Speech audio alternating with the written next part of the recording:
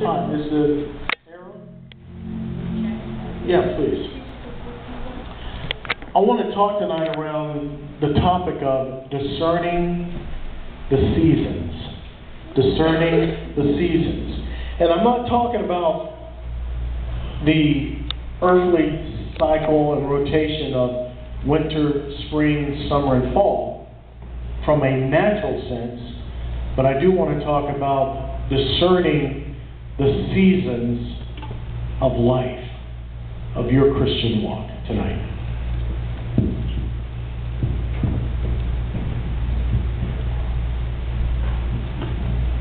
If I were to ask tonight, sporadically by a show of hands, what season are you in spiritually? Talk to me here. What season are you in spiritually? Cheryl, you've got that look on your face. What in the world is he talking about? What season are you in spiritually? Springtime. Springtime. That's a glorious season to be in. And if I were to write this up here,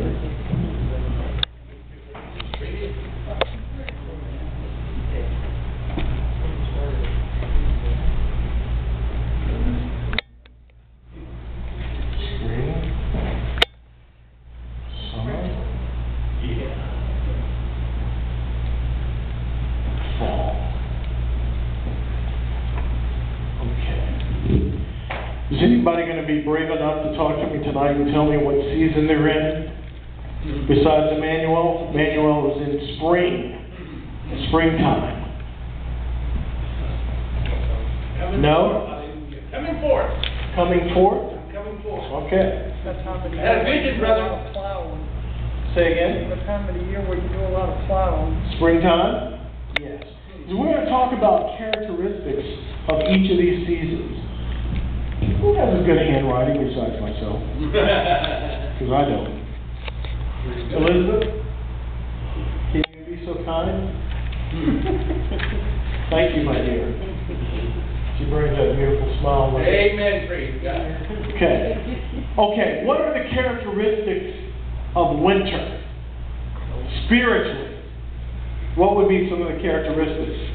I know you guys got word in you, so don't sit there and look at me like you don't. Hibernation, that's a good one. Hibernation, winter. What else happens in winter? Death. In what way? Things die naturally.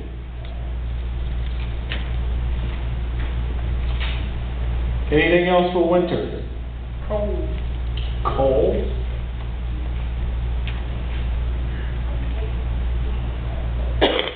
Complacency. Okay. I might come back to you and have you expound on that a little bit. She said complacency. Anybody else for winter? If you think that you're in a time of winter, spiritually, what's going on? Dormant. Very good. Dormant. Now, what does that imply? If something is dormant, what does that imply? Is it dead? No.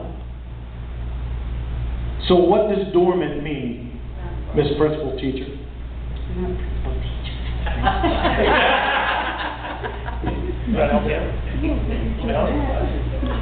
No growth. No growth.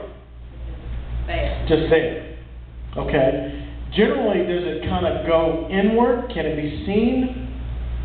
Yeah, no? Maybe so?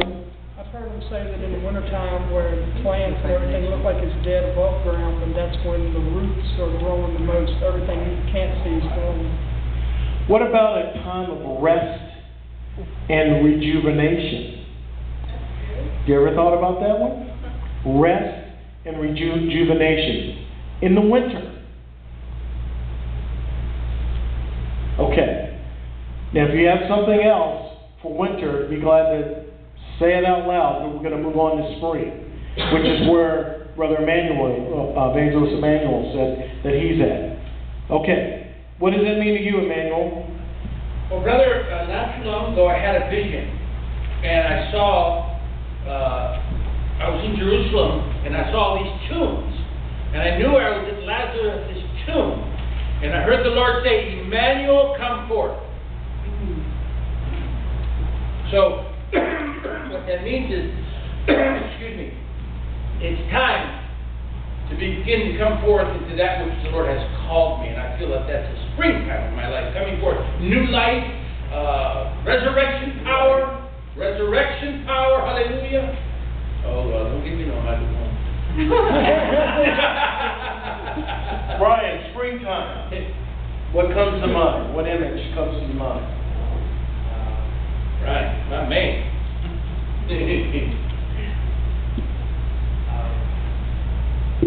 Flowers are beginning to come forth. Yes. I think it's spring forth. So, if I could encapsulate that, what has been dormant is starting to Yes, Lord. awaken. I like that. Awaken.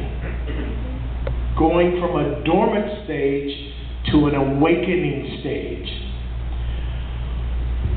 What, from a spiritual status, what goes on in springtime? If you use the analogy of what happens in the earth realm on the natural sense, what happens springtime? What are you doing? New life. But let's look at it from a farmer's perspective. Not yet. Plowing up the ground, fertilizing. Plowing, preparation.